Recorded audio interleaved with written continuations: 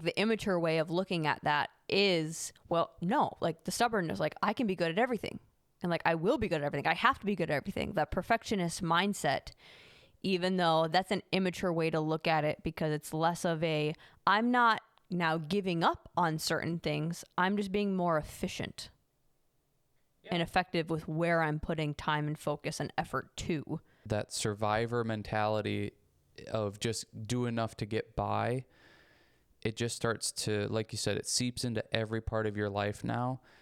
Yeah. Like if I'm in my job just to make a shit ton of money, but I don't care about loving it, then don't keep going to that thinking you're going to get happiness. Right. Leave that out. Go, this isn't going to bring me happiness, and that's okay. Yeah. What's the purpose here?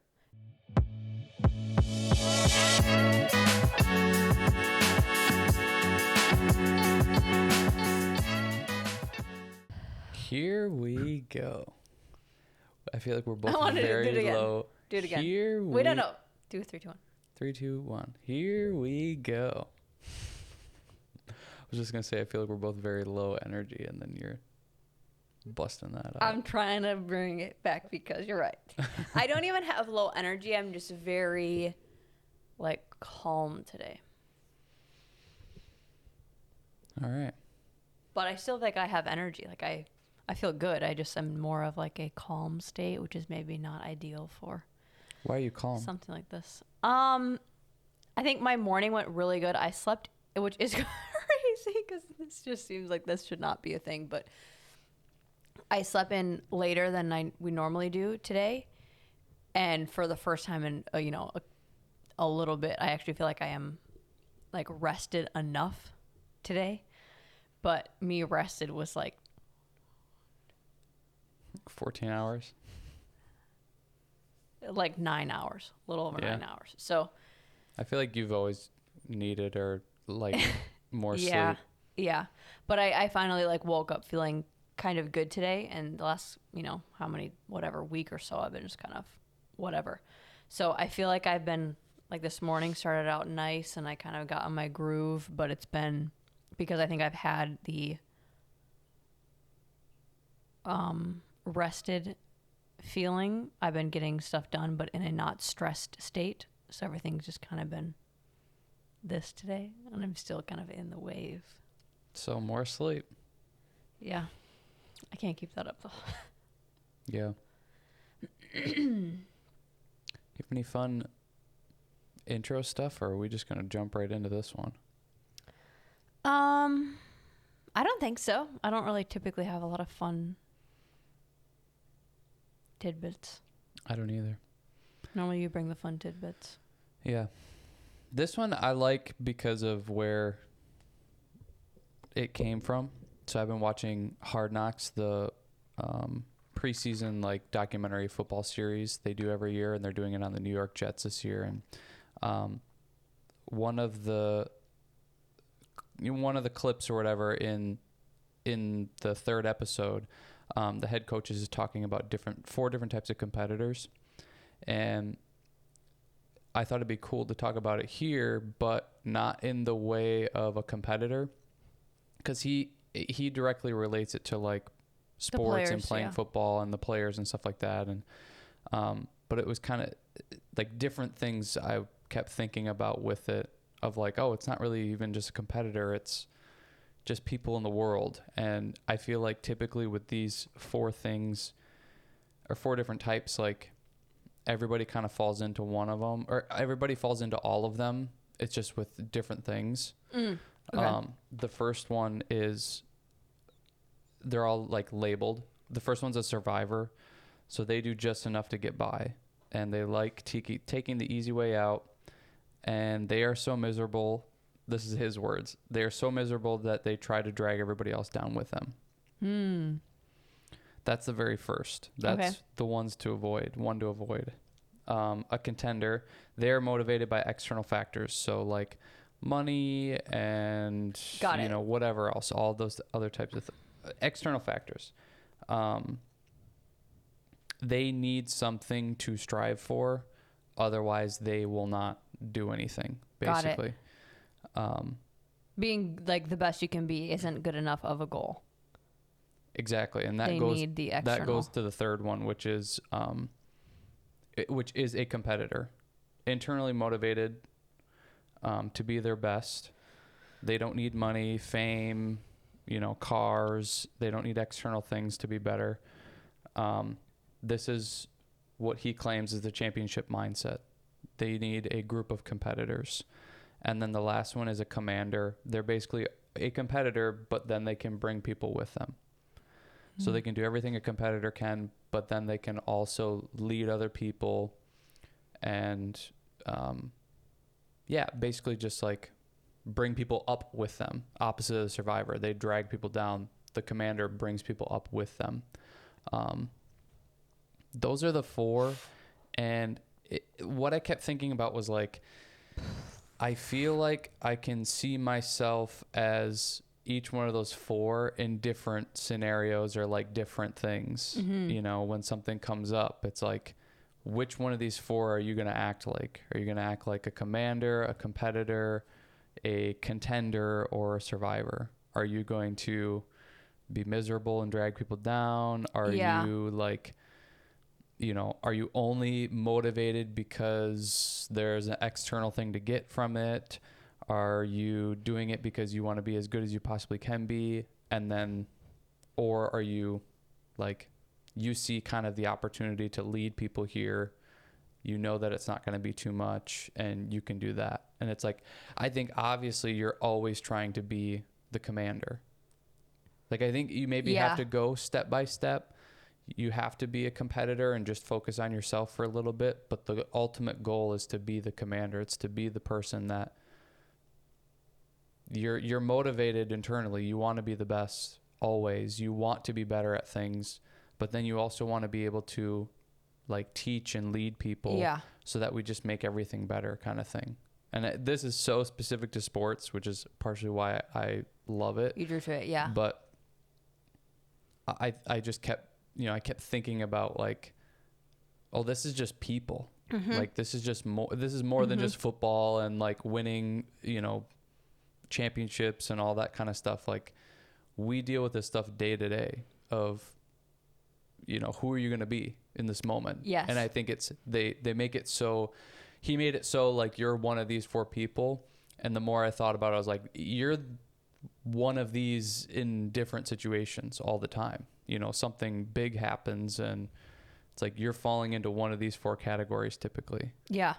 So when you're talking about, you'll see it on the camera, I had like a mini spaz for a second because I cannot believe, well, I guess you've been gone all day. So, but my dream last night, which was so vivid and so crazy. And it's going to sound kind of weird as I'm talking about it, but I'm going to try to describe it as best as I can. It goes perfectly with what we're talking about.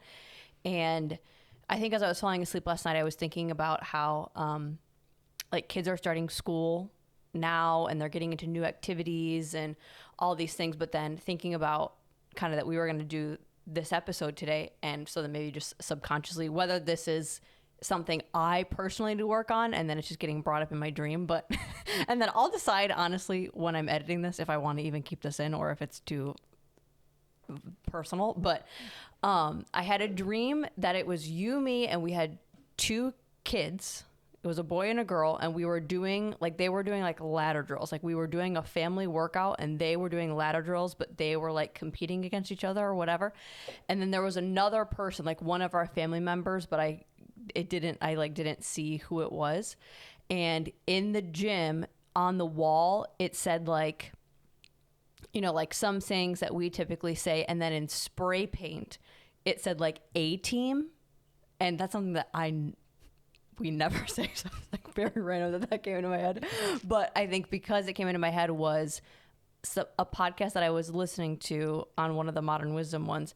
He was talking about how like men nowadays, or, just in general, like in order to be the top one of that, where you're able to not only be the best version of yourself, but then also be a leader or bring others with you, or like, kind of basically like force change, because it was a some guy that was in the military, and he was one of like the commanding officers, and he's talking about how in his own life he's in charge of like leading his wife and leading his family, and like these are the things that he really has, you know, focused on or whatever. And in the dream, one of our kids was the one that wanted to put that on the wall, because we were like, because whoever the third person was like, what is that? Like, why do you have A-Team on the wall? Like, that just seems so random. And I was like, yeah, it was kind of random. Like and I pointed to our kid. I was like, yeah, he was the one that asked if he could put it up there. And like, because we're very open, we're like, we wanted to know why he wanted to. But then once we asked, and I'll get to that, then he put it in the gym wall, and then like where he has like a reading corner, this made up child in my head, they have like reading corners, I'm guessing because they were homeschooling in my brain. But and his whole thing was that in order to be kids that lead other kids, they have to be a part of like this A-team that he came up with, of like, we have to be better than all the other kids in order to lead them properly, and not, you know, lead them just selfishly to what we want, but for the betterment of like creating better people. This may be where I'm like, okay, maybe this is a personal thing that I need to think about. And he said, this kid said that to do that in places that they struggle the most, or the places that they want to be the toughest in, which is one of them was the gym, and then one of them was their reading corner, of like having more knowledge and expanding their knowledge more than what other kids are doing, so that they're able to bring like toughness and intelligence to situations or whatever. And I was like, oh, that is the perfect example of that first one. Like figuring out where you want to be the commander. Because it might not be in every aspect of your life, but are there certain traits, like my made up kid in my dream? It's like his was, he wanted to be very physically tough and demanding, as well as like have the intellect to be able to guide and lead other kids. That it's like he's not doing that, you know, maybe with his own like health or something like that, or like with it being good in relationships with his siblings or us or whatever. He just like picks those two, that figuring out where you want to be the commander of, where do you want to have excellence and be prolific in that thing, as well as what's the next step of that, so that you're able to guide and educate and like bring others with you with that. Well, I think it's like,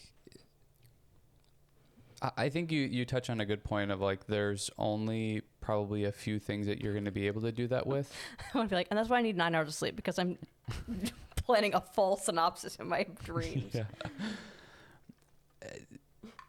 Realistically, you're probably only going to be able to do that with one or two things. You know, you're not going to be able to be the commander in every single category of your life, because there's also a point too where it's like, you have to be good enough at the thing. Like, it's going to be really hard to lead people if you're not good at that thing. Yeah. You know, it's like, it'd be like doing this podcast and talking about health and fitness and that sort of thing, but not living it, not being in shape, not, you know, working out ourselves, not doing that sort of thing, but then talking about it and trying to lead people with it. It's like, you have to be good at the thing. That's why on football teams or on sports teams, like, your leaders are typically one of your better players, because it's like the proof is in the pudding kind of thing.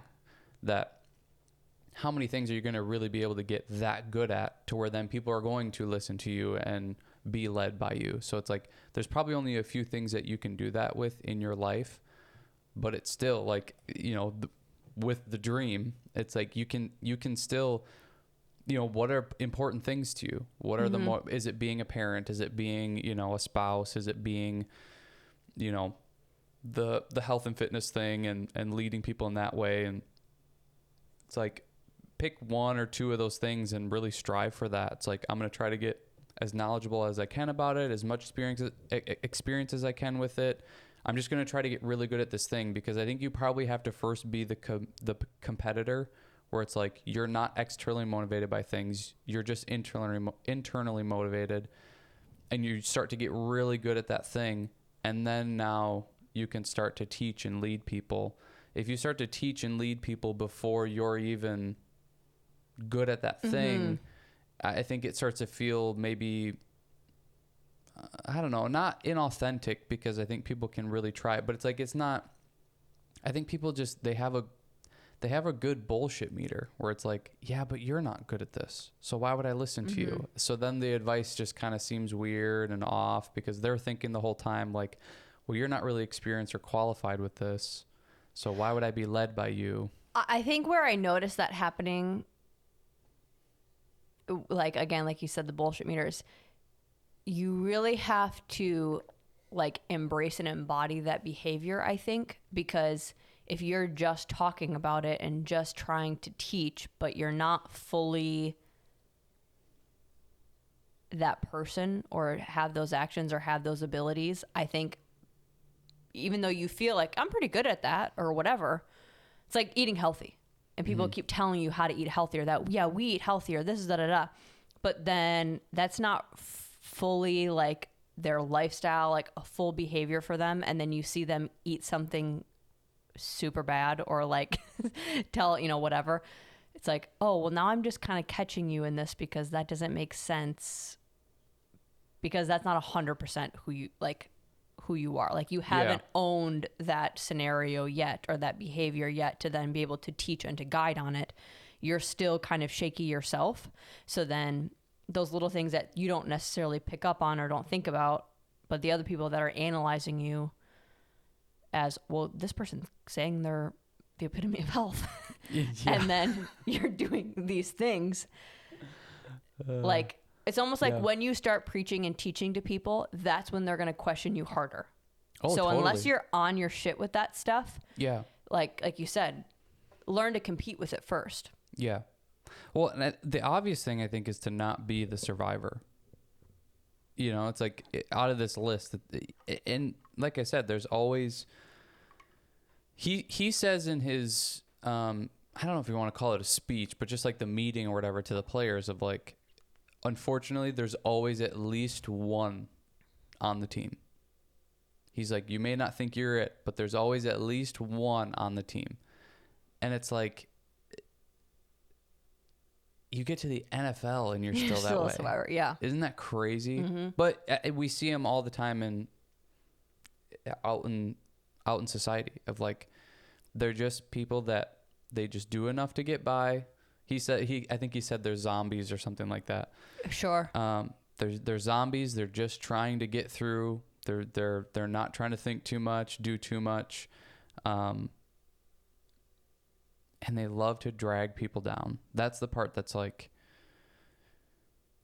I think that's the part that you start to form people in your brain of like, because that feeling. Yeah. That when somebody's trying to drag you down with them, it's like they're maybe upset about something and they're just trying to pull you into that idea, or they're trying to like tell you to think of somebody a certain way. Sure. It's like they're telling you that this person is this way and it's this, that, whatever. And you can just feel them like dragging you in.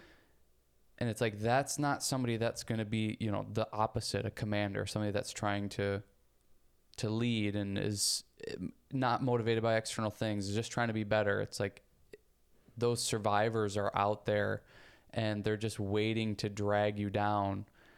And it's like, you got to avoid that at all costs. Do you think, so I think a general theme of this is just always trying to improve yourself. Do you think there is, I'm trying to think while I'm asking, do you think there is any aspect in your life personally that you are not wanting to get better at? That you would basically be comfortable with being the survivor in, that you could have peace with that? Yeah. The first thing that comes to mind is like physical appearance. I just don't care at all. Can't wait to see how that turns out. I just don't care. And I feel like that I do drag you down. I'm like, just wear sweatpants. Don't put makeup on. You're fine.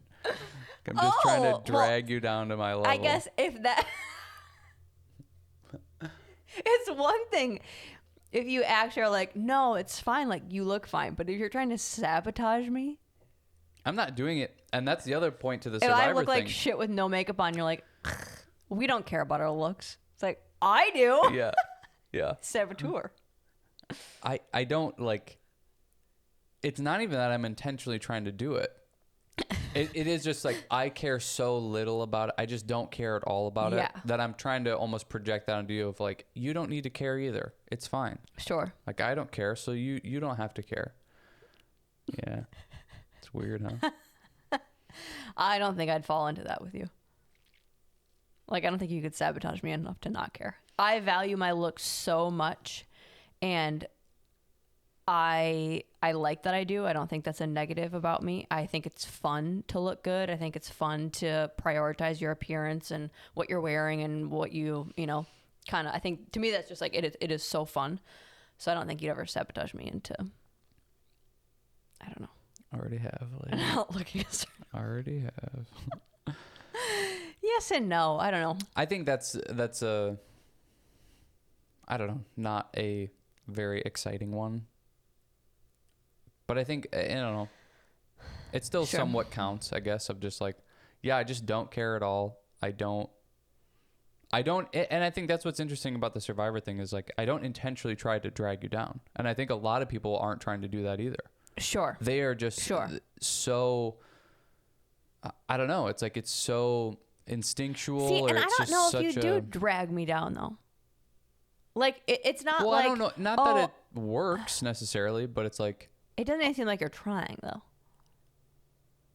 I think you're more giving me permission of it's okay to wear sweatpants. It's okay to not have your hair done. It's okay to not wear makeup 24/7. Or I think that's, I don't know. I'm not speaking for you, but that's how it's reflecting off is it's more like you're giving me permission to like, you don't have to be, you know, trying to be top notch all the time. Like, you can do this, but you're not going, well, I'm going to start looking like shit. So she has to start looking bad too. So we're on the same level. Like, you're not doing that. Yeah. That's what I think dragging down would be. Yeah. I don't know. Still though, like there's, I think a positive direction to go and a negative direction to go. I go the negative. Like, I just care so little about it. Sure. That typically when I'm talking to you about it, it's going to that negative end of the spectrum. Sure. That's like, it may not be dragging down or whatever, but it's still like nudging you to like. Every time I put makeup on, you're like, oh my God. Fake face. Put your fake face on. Yeah, there is no compliments on if I like try at all in my appearance. If I wear a cute outfit, there's going to be no compliments. Just going to be like, well, it looks uncomfortable. Yeah. Or just like, you're going to not like that. Or you're going to be cold in that. Or Yeah. there's slams. Aren't you going to get sick of those shoes? What about for you? Do you think there's something that... I think the obvious one is like just the gossip, you know, the gossip about people and talking about people and that sort of thing. You know, I think almost everybody does that and has that.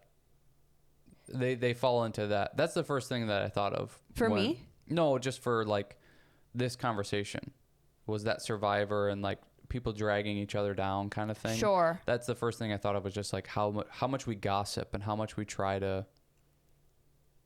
like talking to each other, putting somebody else down. That way we're feeling better about ourselves, but really it's just like you're just dragging everybody down kind of thing to less of a, I don't know a good person or better person kind of thing.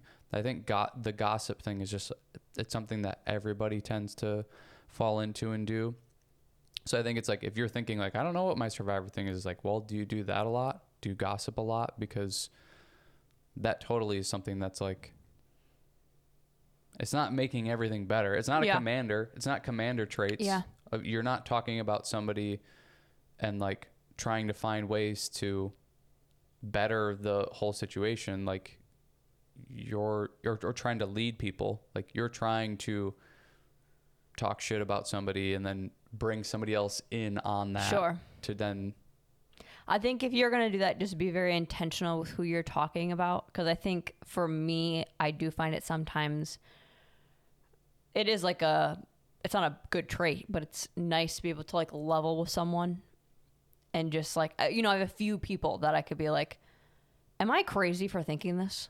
Like, did I read the scenario wrong? Like, this person did this, but like, am I not seeing a different angle for maybe why they're acting like that or why they said that? Like, bringing in a third party to just kind of question me, I think sometimes maybe that could be seen as, talking about somebody, but I try to see it from that point of view sometimes with certain people that I know have somewhat of my best interest in mind and can challenge me with my way of thinking and not just like, yeah, you're right. Yeah, break up with him. Yeah. No, that's another thing. I would never talk about you to others. No, I know.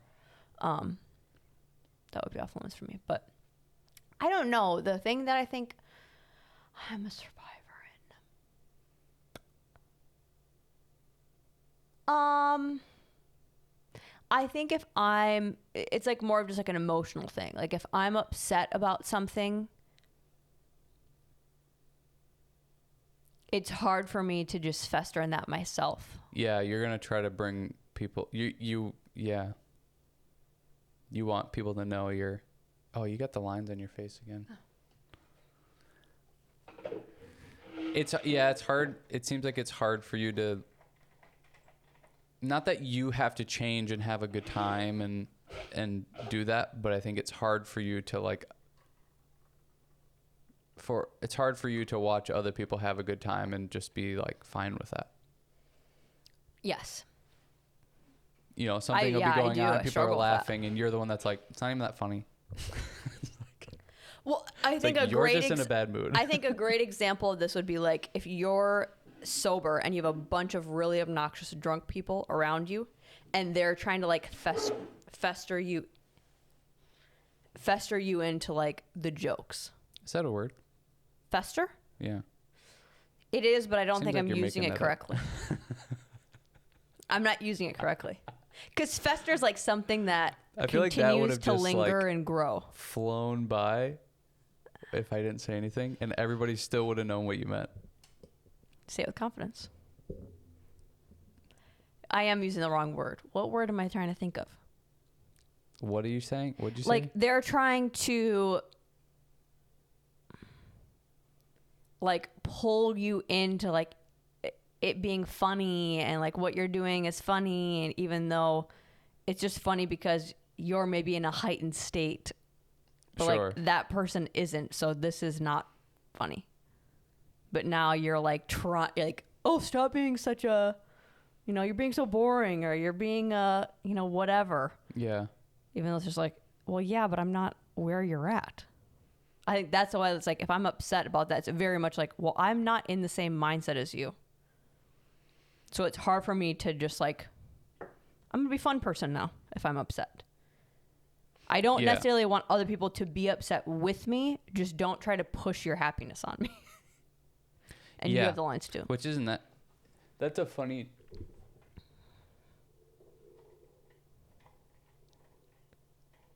trait of like, that seems to be, everybody kind of has that, where it's like they see somebody upset and when they're having a good time, they try to get them to have a good time.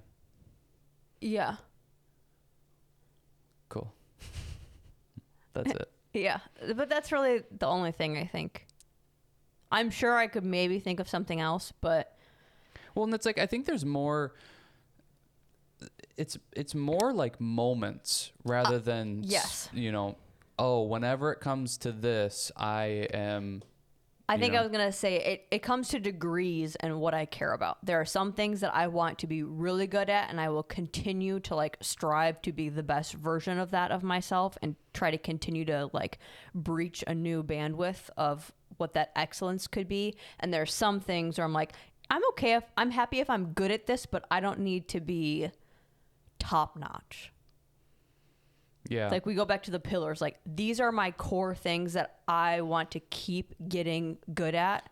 And then there's somewhere it's like, I'm going to keep getting good at because I just like to do that in every avenue of life, but I'm not going to like break my back to become the best cook that I can, or become like an awesome reader, or be really good at math. It's like, yeah, see, that's where I need to grow up.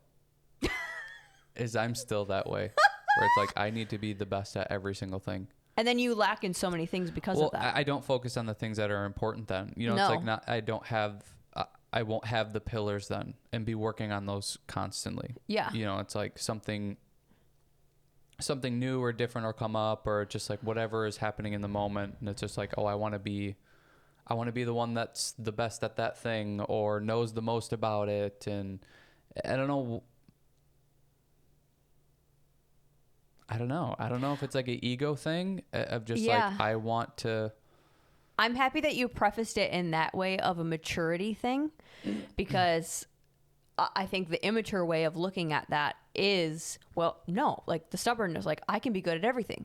And like, I will be good at everything. I have to be good at everything. That perfectionist mindset, even though that's an immature way to look at it, because it's less of a, I'm not now giving up on certain things. I'm just being more efficient. Yeah. And effective with where I'm putting time and focus and effort to. Well, yeah, because, you know, it's that, like what we talked about before, how many episodes ago, maybe the very first one, of like having your pillars, and maybe there's only 2 or 3 of them, because there's only so much, you know, time, effort, and energy you can even give to things, that it's like, if you're so focused on being the best at math, it's like, well, that's one pillar then. That's one thing. What are your other 2 maybe gonna be? That it's like, you can't be the best at math, and then the best parent, and then the best, you know, with your health, and then the best spouse, and then you know, it's like, you just keep going down the line. You can't be amazing. That's what I'm figuring out with this car stuff. So it's like, I'm trying to be the best car mechanic, and it's like, I don't even want to do it. Yeah. Like, but then you would get down on yourself because you feel like you have to be good at it. Yeah. Like, you'd put more effort into that. Yeah. Like, I'm a cheap ass. I don't want to pay somebody to do something that I think I can do. Mm-hmm. And I think it stems from that. It stems from that, like, trying to be good at everything. I want to be good at everything and able to do everything. And it's like, it starts to end up being such a waste of time. You know, how much time am I wasting trying to fix my own vehicle when I can pay somebody to go do that and spend that time working on pillars, working on things that are actually going to give me like quality of life and make me feel like I'm accomplishing something. That's a great example. You've missed working out every day. Yeah. Because you've been working on the car. Yeah. Because like, even that, there's a direct, like, you lost out on that, which is very important to do something that doesn't necessarily need to be done by you, but no one else can work out for you. Yeah. Right. So I think it's like, I don't know, like you said, a maturity thing, but I don't know, it's so silly of just, oh, I want to be better at that than everybody else. Which I wonder where that falls into those categories, is the like comparison game to the other people. I feel like I fall into that a lot when it comes to age. Like, I want to be more advanced than the people maybe of my age group or whatever. That it's like, you know, with being like the competitor, are those athletes comparing themselves to other athletes, or are they just comparing themselves to themselves and like trying to become better than themselves? Like, where's the... Well, that was, I think, one of the things he said about the category of the competitor, kind of like the second best one. They're internally motivated. It doesn't matter about money. It doesn't matter about fame. It doesn't matter. I think he even said it doesn't matter where they're at, like on the depth chart. So it's like, are they first string, second string, third string? Like, it doesn't matter to them. They're they're internally motivated and want to be the best that they can be, no matter what kind of the outcome or the circumstances that they're in. So I think that is the position that you'd want to be in, because kind of what he was saying is like, if you're the one below that, a contender, you're motivated by external things. Okay, what happens if you get the money and the fame then? Mm-hmm. Now all of your motivation's gone. You got all the external things. You don't, what else do you need now? You already got your whole, striving force, which this is what happens to guys in the NFL all the time, or any professional sports league, is they have this huge goal of making it to the NFL, and they're trying to do that for 20 years of their life. They finally get it, and then they go like, I don't really even like this.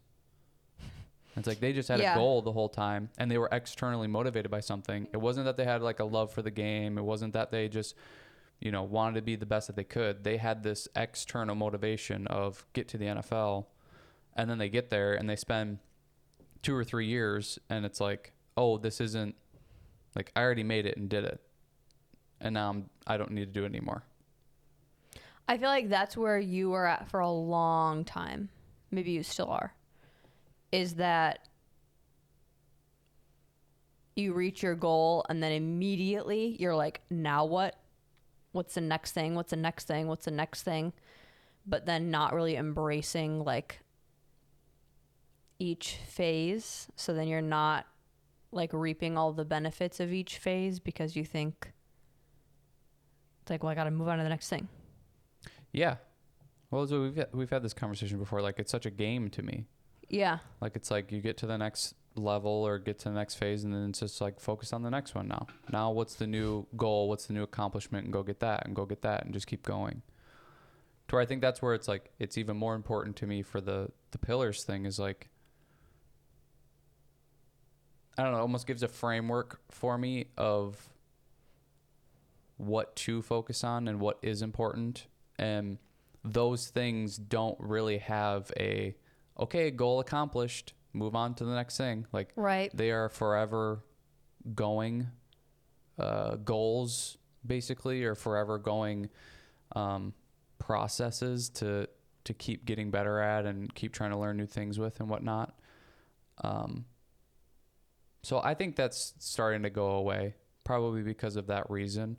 But before it was like, I mean, that's how I grew up, was, whether it's school or it's sports, is it's like, you go to school, you do good enough for a year, you move up to the next grade. You just keep doing that until you don't do it anymore. And then with football or any sport, it's like, the whole thing is like, there's a goal to win. You either win or you don't. And then it's regroup, on to the next. You do it again. Regroup, on to the next. Do it again. You just keep doing that process over and over and over again. It seems like between those 4 phases that like they just become more in depth and have more tools with each thing. Like, so you have the survivor. What's the third one? The contender. The contender.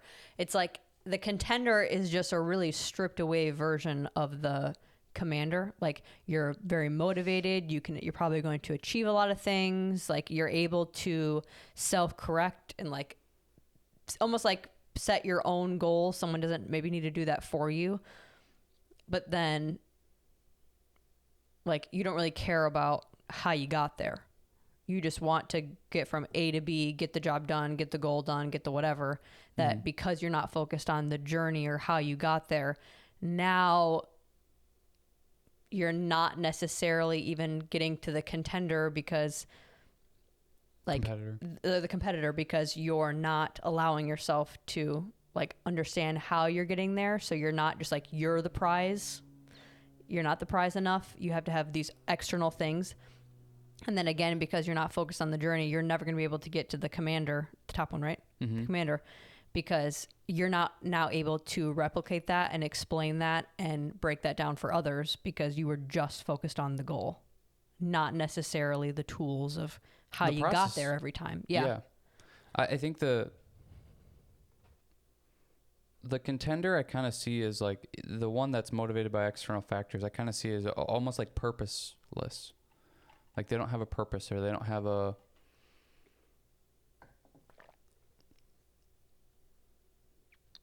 It's not multi-layered with it.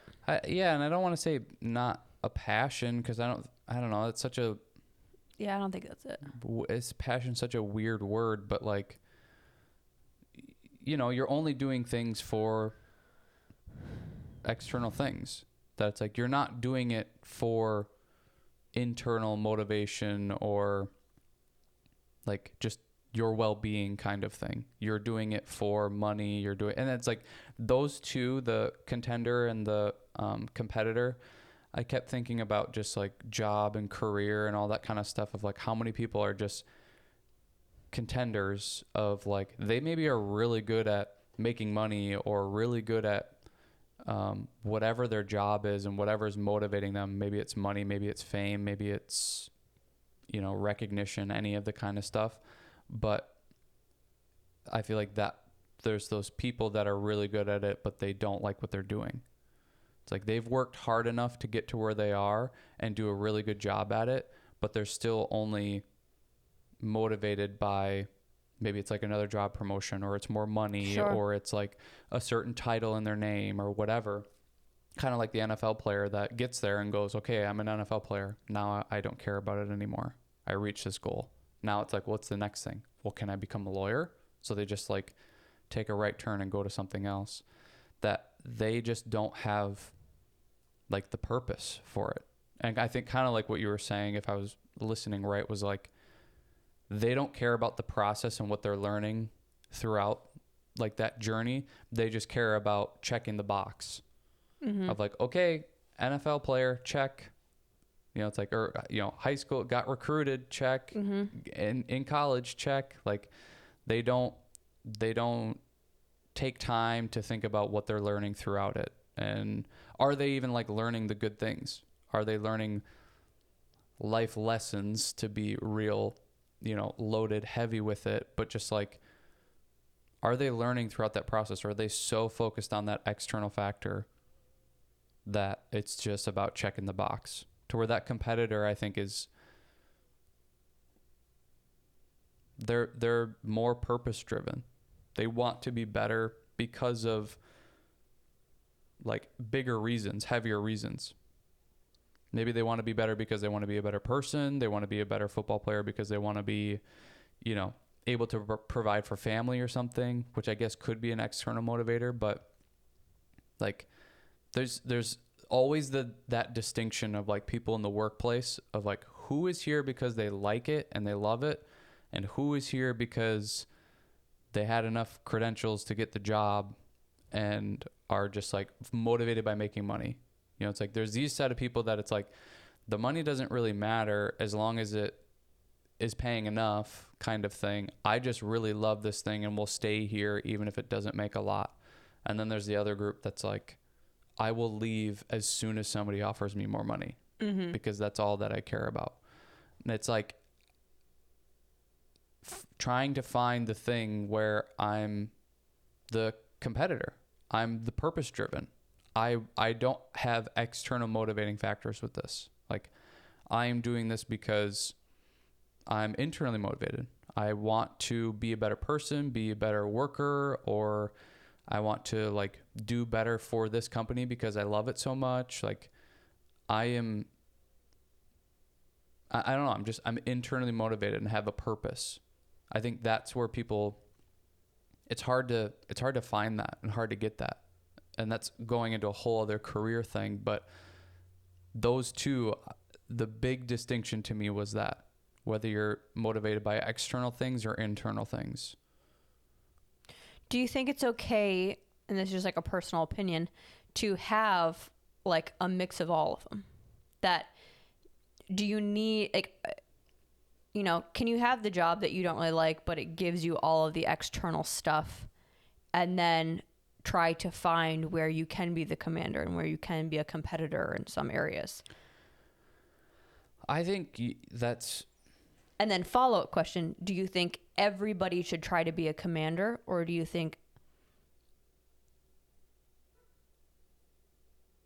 kind of like that should just be designated for people that are drawn to that naturally?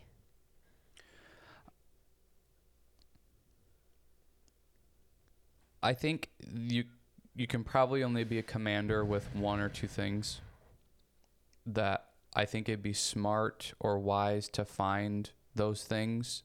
And typically it's just going to be the things that you really like, you really love and enjoy it, and you have that feeling of like you want to share with people. So I think for the commander, everybody can be that in a certain area. I don't think you can just be that with your whole life. It's like we're all Sure. good at things, like kind of like what I was saying in the beginning. We're all good at things and we're all bad at things. If you're trying to be a commander at something you're bad at, people aren't going to take you seriously. Yeah. And they're not going to choose to be led by you. I think for all of them, like everybody is probably falls into each category depending on the situation or the thing. As much as I think it's good to be a commander in something, I think it's 10x more important to try to never be the survivor ever. Period. Don't ever try to just get by, drag people down, any of that shit. So like out of these four, be any of them besides survivor. Don't ever be the survivor. I think it's fine to be the contender, motivated by money, motivated by fame or whatever it is, external things. I think, are you going to find like purpose and happiness in those things? Probably not. So if you're trying to find that while being only motivated by the money, that thing's probably really it's not going to be where you find your purpose. Yeah. If you have to be externally motivated, it's not your thing. Sure. It's not your thing. And you can maybe work on that and grow to be internally motivated with it. But I mean, it's also like, how much time you got? You're going to try to force something that may never come. It's like, you're going to waste a lot of time then. To where the competitor, that purpose comes naturally. You don't have to be motivated by something else to work hard. You just like have that in you to go for it and to put all your time and effort into it that you can. It's like, that's probably your thing. So I don't think there's a surefire way to like always be the competitor or always be the commander, because I think there's a certain way it's like you're categorizing your life. It's like what I said of you're being more efficient with how you're designating your effort. Yeah. Yeah. It's like organize what's important to you by those tiers. Yeah, because in my opinion, the competitor is, it's more so where your purpose is, typically. That then if you're trying to be a competitor in everything, it's like, well, you can't force purpose. You can't force yourself to be internally motivated by everything. Right. It's just not really going to Right. work. I think that's where people get tripped up, where I could see the competitor and the contender looking like the same thing. And Totally. where I think like this could be a cool, I mean, maybe not cool, but maybe helpful exercise. Because since you've, brought that up and we're kind of trying to talk about it too, like, oh, there are, like, I can see how I would organize this in my head of like, what am I trying to actively be the commander with? What am I the competitor with? What is something that I'm okay with that being a competitor? And are those things like then questioning myself of, am I actually being a competitor with this, or am I externally motivated and I think I'm just competing with it? Like, is the sole purpose of me wanting to do that and be good at that just for the love of the game, just for the sake of it being something I want to get really good at, or for external things? Yeah. That kind of categorizing that for yourself and then putting things that are, happening in your life under each thing. And then analyzing, like, is that true? Because then you can maybe adjust your actions or your intentions or your thoughts about those things based off of, where do I actually want to put this? Yeah. Like, If I'm in my job just to make a shit ton of money, but I don't care about loving it, then don't keep going to that thinking you're going to get happiness. Right. Leave that out. Go, this isn't going to bring me happiness, and that's okay. Yeah. What's the purpose here? It's to be the contender. So I'm going to get as much external stuff from this as I can reap from it. Like, I'm going to get as much money as I can, as much of the titles, whatever. Okay, so now I can't get my happiness from that. So now let's find that. Let that be what it is to the truest form, because it's probably going to settle into that truest form anyways. Yep. You're not going to find happiness from it. But you can get the money from it. So the something that you're a competitor in, you don't need to try to make money off of that or try to get all these external things when that's not going to bring you happiness. It's like, leave that to that thing. Yeah. This is just something to just, for the love of the game, keep getting better at it, keep exploring, keep trying to find new things with it. You're going to squeeze everything out of that. Yeah. If you're organizing them properly. Yeah. I 100% agree. I think the way it was presented on the show was interesting, of like, we want to have a group of competitors. That was their goal, which I totally understand, because he's the head coach of a football team. You don't want a bunch of commanders in that situation. Well, I think his thought is like, we're just not going to have a bunch of commanders. They're so rare. They're the most rare. That's what he was saying, is like, the survivor, there's always one. And then commander, it's like, there's maybe two. Yeah. That can actually, like, authentically do it. Yeah. There's going to be a bunch of wannabe commanders that think they're leading and think they're motivational and all that kind of stuff. But there's probably only one or two on the team that what people can be is competitors. They're internally motivated to be the best. They have the championship mindset. That's the group of 53 guys that they want. Part. Yeah. And for a football team, you can kind of demand that or try to create that. But I think when you take it to the general person, which he wasn't trying to do, I just was bringing that to this conversation, because I thought it was like, how does this apply to me? I'm not a football player. I'm not part of a team. How do I apply these four things in a regular person day-to-day life? And I think, like, what we're talking about is, like, I 100% agree with what you were saying. Just the seeing where you're externally motivated, and then just like trying to, when you have the knowledge of that, and like, okay, this thing, like, maybe it's my job. This is just for money. So I'm just going to, like, that is my reward from it, is getting money. So if I'm getting more money, I'm getting rewarded from it. And then stopping trying to get purpose out of it.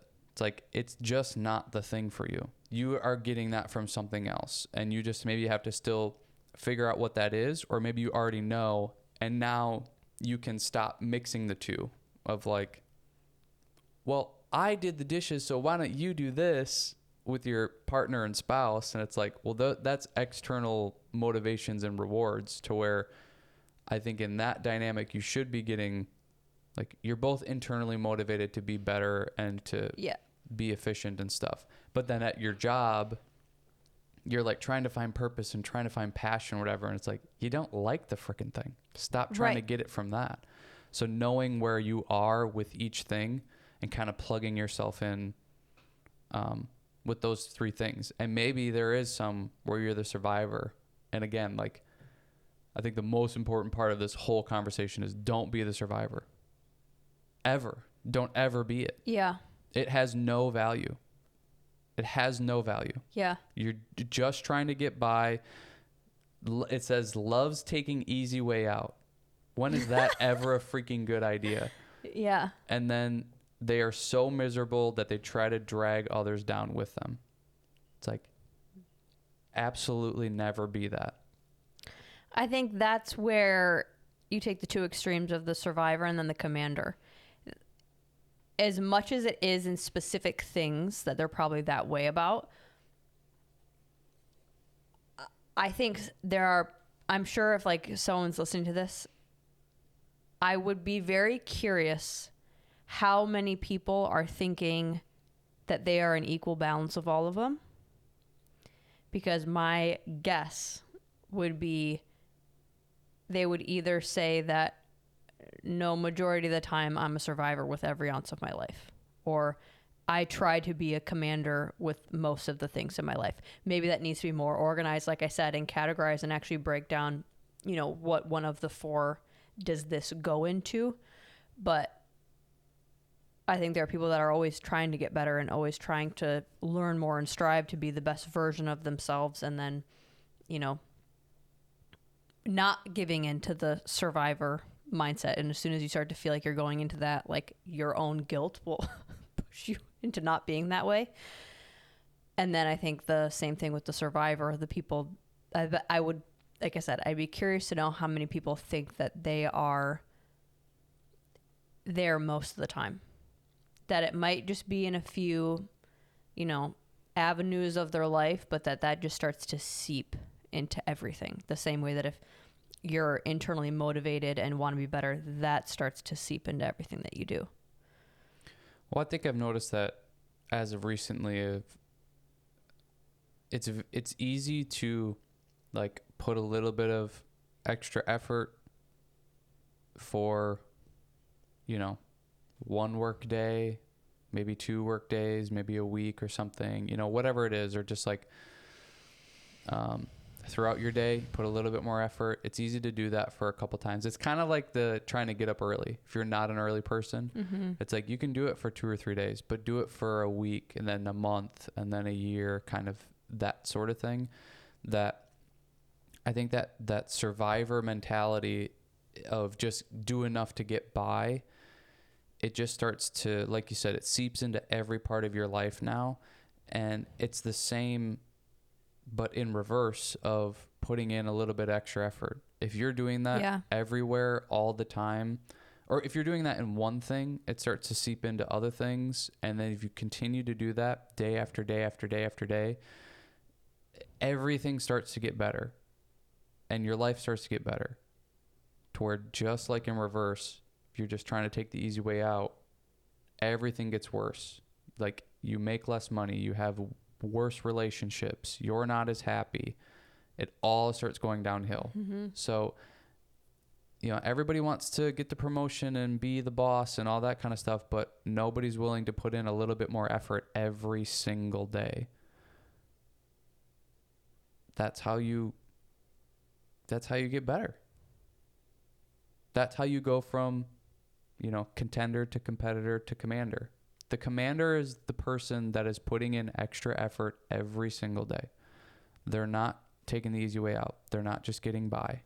It's every single day they're doing it. Yeah. A follow-up question after this, but yeah, that's what I said. I'd be very curious with people listening to this if they would, which one they'd put themselves in. Because, you know, you saying like choosing the easy way out and you're kind of just coasting. My guess is I feel like a lot of people are probably in that in their life versus feeling like they're a commander, which kind of sucks. Yeah. But like you said, you get more comfortable with whatever you're doing majority of the time. Like if you put a little bit extra effort, that starts to become your comfort zone and more of the like, I get upset or uncomfortable if I don't do that, because now I've always been like that my whole life. But it's like if I take the easy way out, it's not as enjoyable and it doesn't feel easy because now I'm trying to think about how I took the easy way out. Yeah, I can't stop thinking about it. Yeah. So it's like I've now created that relationship in my brain that's like, take an easy way out, you're going to guilt trip yourself the rest of the day, or you're going to have to redo it or you have to do something harder or whatever. Like, to where the same thing with the continuing to take the easy way out. If you're okay with that, or if you allow yourself to be okay with that, you just start to find that in every aspect of your life. Yep. And that's where I say, like, I feel like it just turns into a theme of now you're not just a survivor in a couple things. Like that is just you as a person. The same way that as a commander, you can only be that thing and, you know, prolific in a few things. I think that is just your general what you try to be. Yeah.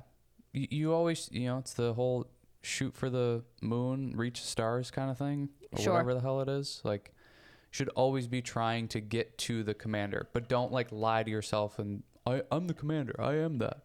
I am the leader. It's like, no, you're always trying to reach and strive for it and then have like the humbleness to it.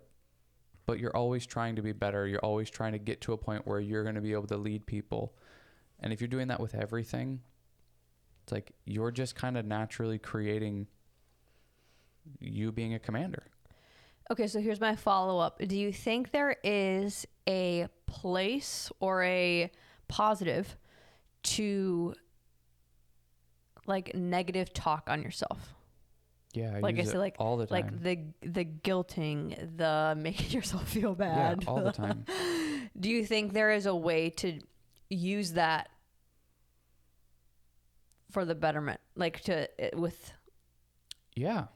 purpose, I guess? Yeah. Yes. But like break that down. Like that's all I do. I'm not like, hey, good job. You did great today. It's like, that's only if I did fairly good. Yeah. Like, it's kind of like what you're saying of like, do I take the easy way out? It's like, well, now I'm going to think about that all day long. Mm-hmm.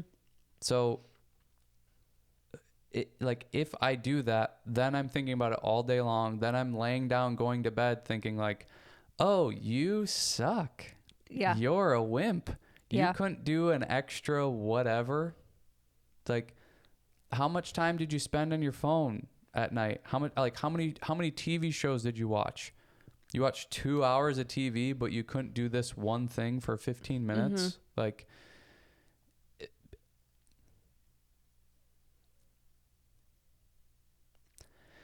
I don't know.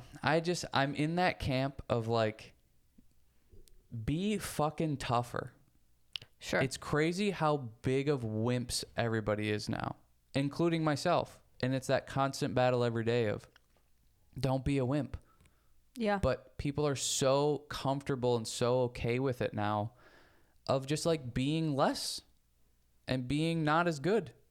Like that's just so okay now. And to my core, it has never felt good. That it's like, oh, well then don't be it. Don't do it. Even if it's the littlest, stupidest things. And again, it might drive from that gotta be best at everything. But it's like, if I have two scenarios of I go to bed and lay down at night and I'm upset with myself and don't feel good about myself because I didn't do certain things. But then there's this other version that did do those things and is going to bed and not thinking about them and feels good about themselves. Well, then I'm going to choose to be that one. Mm-hmm. And if that means I got to do a couple harder things or a couple extra things and maybe negative talk myself to get myself to do it, or negative talk myself that night that I didn't do it so that I don't ever make that mistake again. Yeah. It's like I'm constantly on that path then to be better and be tougher. Yeah. I think where the downfall of negative talk is if you don't utilize it and try to like come up with a game plan. Then it's like, if I, am looking at myself in the mirror and I think I am looking thicker or I'm bloated or whatever, instead of just going like, you did this to yourself, bitch. Like, you ate the carbs, you ate the whatever, like you've been drinking more or blah blah blah, like you have no one to be angry with besides you're the one that fed yourself. Like, yeah, if I just left it at that, and then every time I looked at myself in the mirror and just like that, to me is not helpful. That's just like, you're not being like, if I came to you as like, these are all the things I don't like about you, or these are the things that I get mad at you with, or I don't like about our relationship, but then don't want to work on it or don't want to talk about solutions or don't want to talk about like a game plan of how could I make it better for us or whatever. That's just mean and for no reason.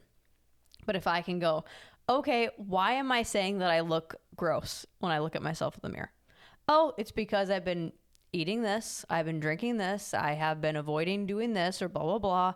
That's why I look this way. That's why I don't feel good. That's why I have a stomach ache, whatever. Okay, so now if I want to feel better about the situation and not guilt feelings come up, I got to stop doing those things. That's the game plan. I got to have a game plan. Now that negative talk is that push into analyze what's going on, don't like it, now what?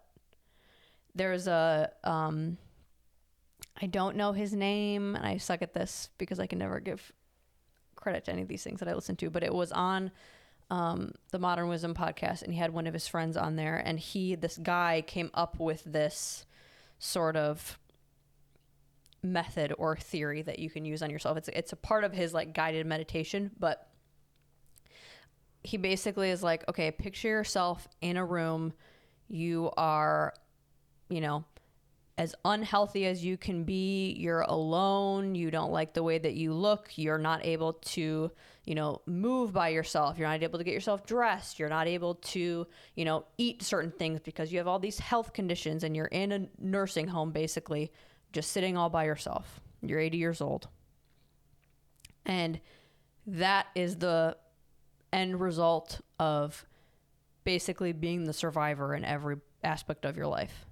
And then you answer the door. Someone knocks on your door and you answer the door, and it is the version of yourself that's like, he looks great or she looks great. They, have their health. They walked it on their own. They're able to live on their own. They have a spouse that they love. They have family that, sees them all the time. And that is the version that was the competitor or the commander as much as they possibly could. And to like kind of envision yourself, okay, well, right now that choosing the competitor and commander seems really freaking hard, but at the end of the day, you're going to have the result from all of these things adding up. And at some point, you're not going to have a choice to change it. Like, you're going to be too old and the time is ticking, and you're just left with everything that you're building right now. And he said, I thought that was useful for a younger group of people, especially, but at any age, that we don't think of what all of these things add up to be until it's too late, and then we can't change them. He's like, that to me is like hell on earth, is if you are just a result of everything that you've done because you didn't think about that resulting to anything, and now you are completely out of options and you can't do anything about it. It's like constantly every day choosing to build that result that you want of the person that you want to be. That's like the compounding interest. I think a lot of people don't think they have control over that. And that's what he's trying to show is like, you eventually will not have control. Well, I think they like right now don't think they have control. Like, it's just going to end up how it's going to end up. Yeah. And the result of their choices, kind of was always going to be that way, or just like, they just don't maybe think about it that much. They don't think about the choices they make is going to have an end result, right, and what is that going to look like? And then are you going to be happy with that? Right. It's like, that's one of the exact same thing that David Goggins said on the Joe Rogan podcast. It's like, my biggest fear is dying, going to heaven, meeting God, and they go, okay, David Goggins, like, here's who you are. And it's this list of things, Navy SEAL, ultra marathon runner, whatever. And he's like, that's not me. Like, I sprayed roaches my whole life. I was 300 pounds. I didn't do any of those things. And then they look at him and go, no, that's what you could have been. It's like, that's also my biggest fear, is that end result being like somebody showing you what you could have been. Mm-hmm. And you didn't do any of that. It's like, that sucks. That's not fun at all. Yeah. That's not fun at all. And it's like, I am on a mission to not have that feeling. And if negative self-talk is going to push me to get the results that I want, it's like, I'm going to freaking use it. Because there's an equation with it for me that has worked. That if I have negative self-talk and it gets me to do the thing that I'm struggling to do. And then because I did that thing results in me feeling good about myself. Yeah. That's a win. That's a net win. Yeah. It's like, I don't like, I'm talking to myself. I don't give a shit what I'm saying to me. Yeah. Like, I'm not emotional about it. It's like, you're being a wimp. Stop being a fucking wimp. It's like, yeah, you're right, guy. Yeah. You're right. It's like, I know that because you're inside my head. Yeah. So do the thing. Now I do the thing. And then when I go to bed, I feel good about myself. Like now, I'm saying, you have a game plan afterwards. Well, you know your system that works. Yeah. And I think if you don't feel good afterwards, then yeah, maybe that's not how it works for you, or that's not good for you. But to me, kind of like what we've discussed in this whole thing is like, I'm very goal driven. That it's like, well, I want to do this thing, or I'm going to feel like I'm a better person doing this thing. So do it. Well, now the struggle is, oh, I don't want to do it because it's hard work. It's more work. It's more time. It's more effort. Then you call yourself a pussy to get yourself to do it. And now you do it. Now I feel great. Yeah. I'm going to do it every friggin' time. Yeah. Every time. Yeah. It's like, no question. Yeah. So yeah, I totally do it. Always. Yeah. I get very,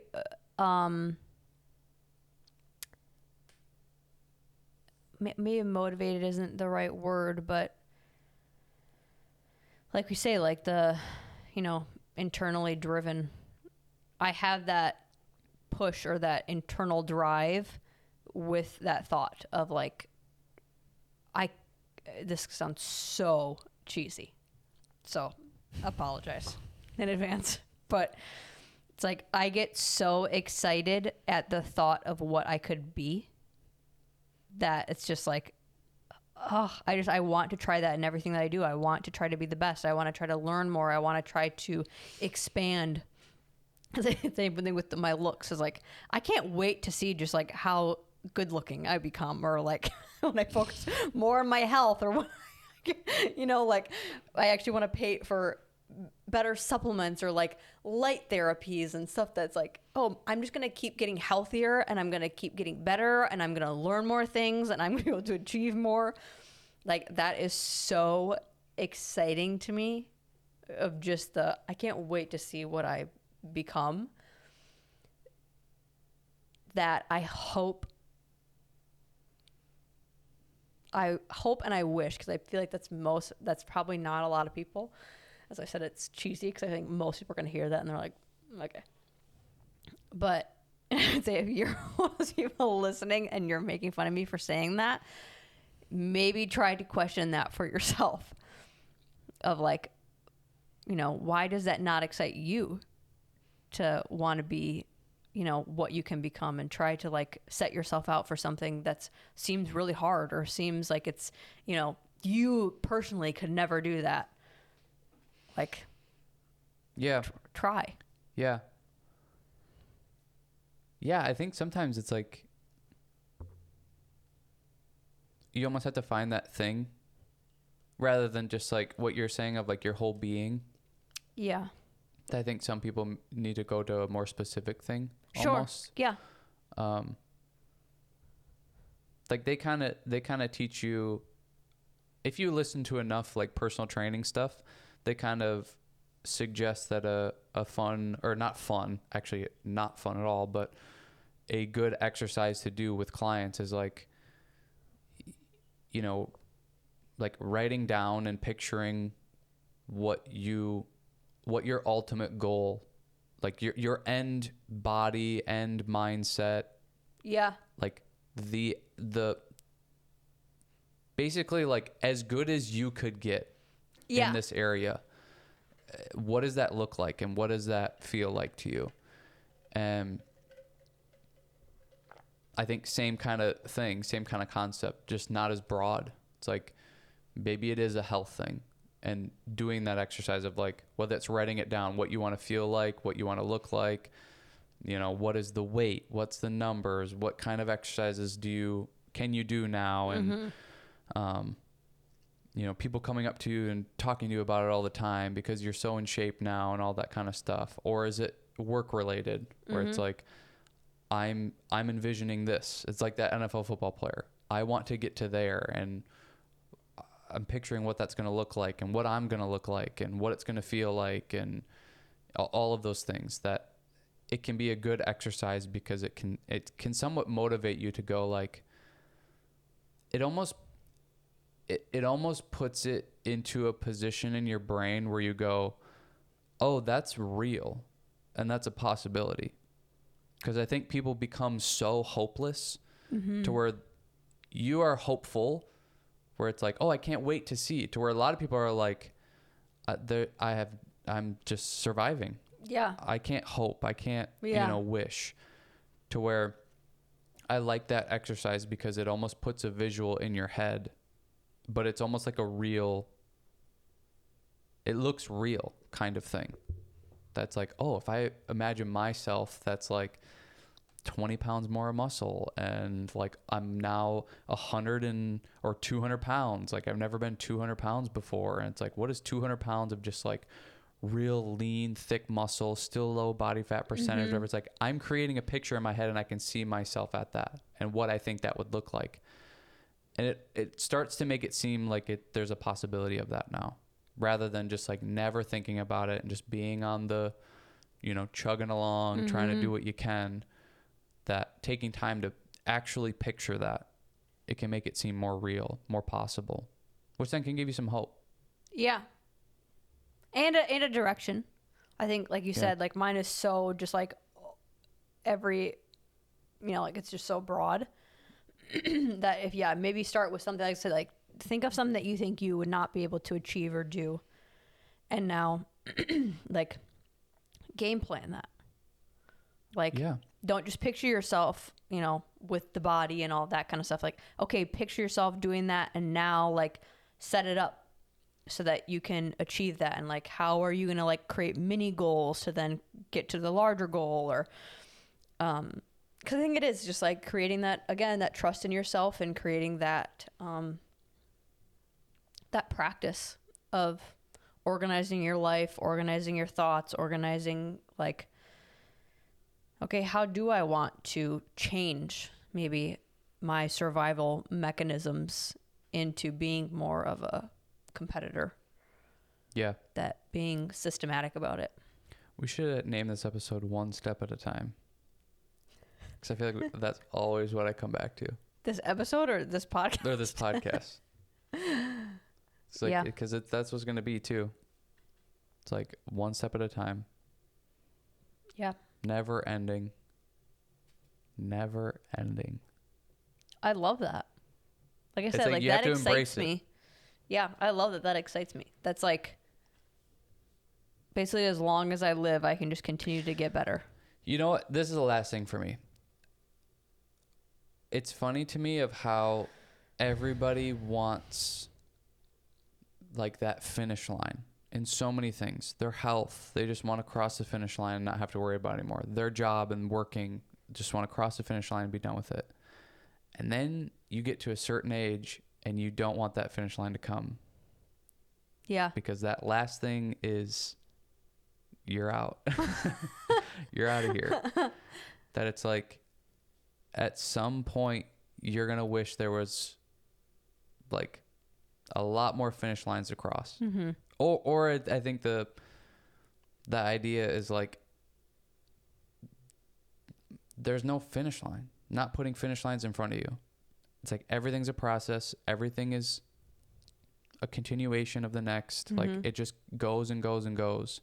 It's like stop wanting finish lines and stop wanting to.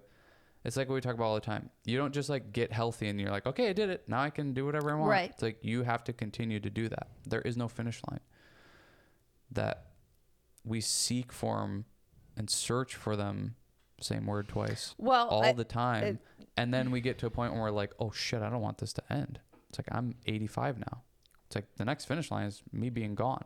It's like, yeah, finish lines aren't that freaking great.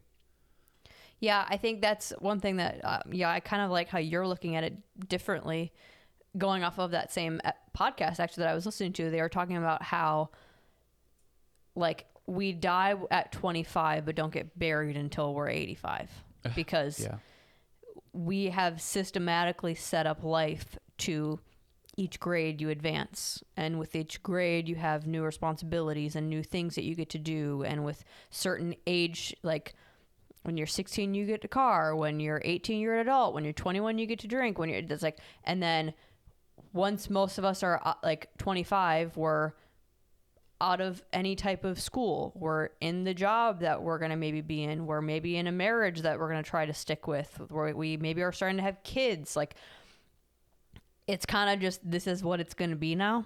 There's not a yearly like milestone that you're going to hit.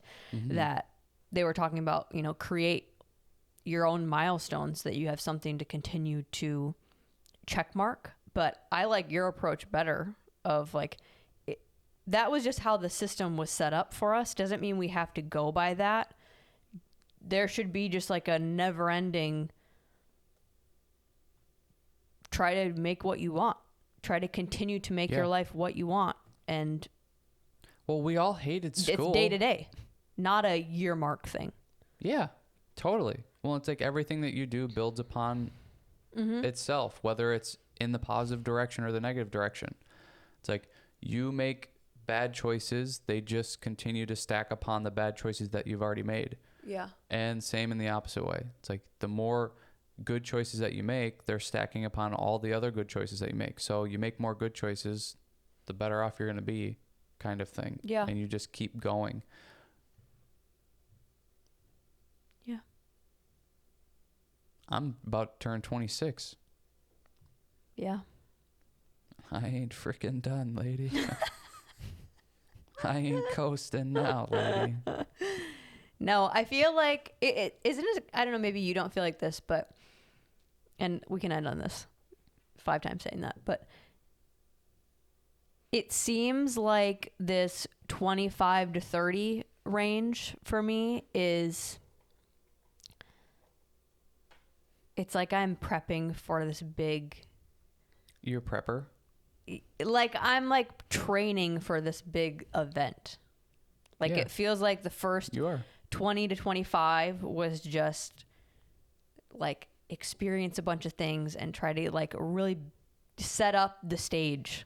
I was like, set up the craziest stage for yourself and just like go for it.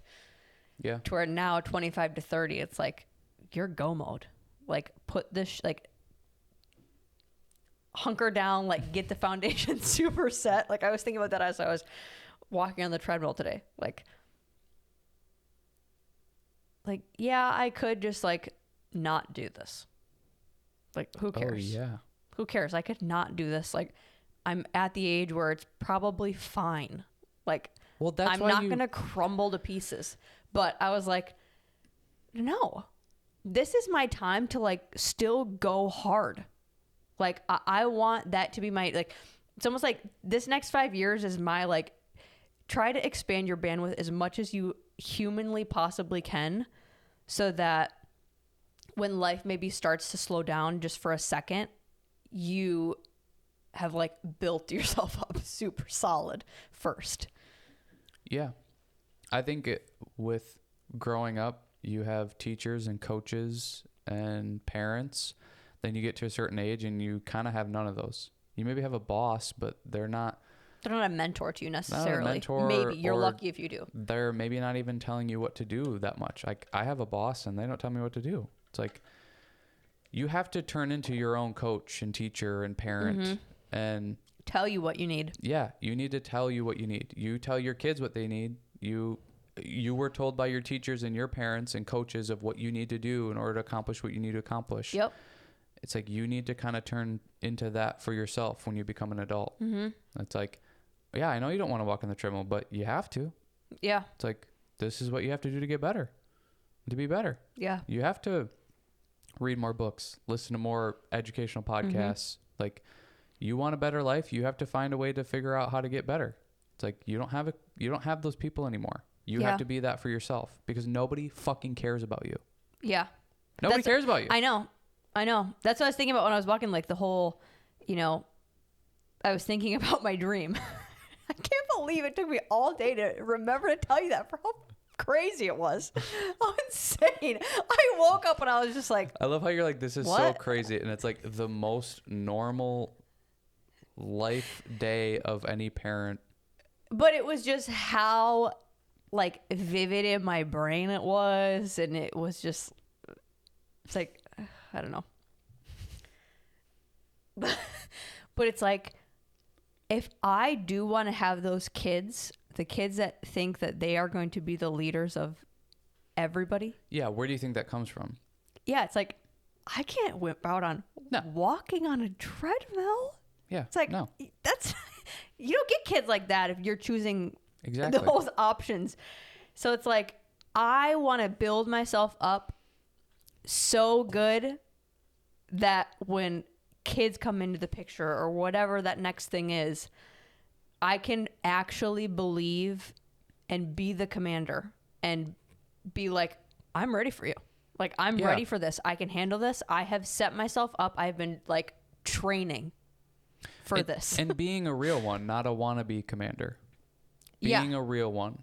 Yeah. One that has their values, their integrity. They've had the experience. They have the work ethic, the effort. They can do all of the things. They're not the wannabe. Yeah. Yeah. Cool. Good job. Great job. See you later.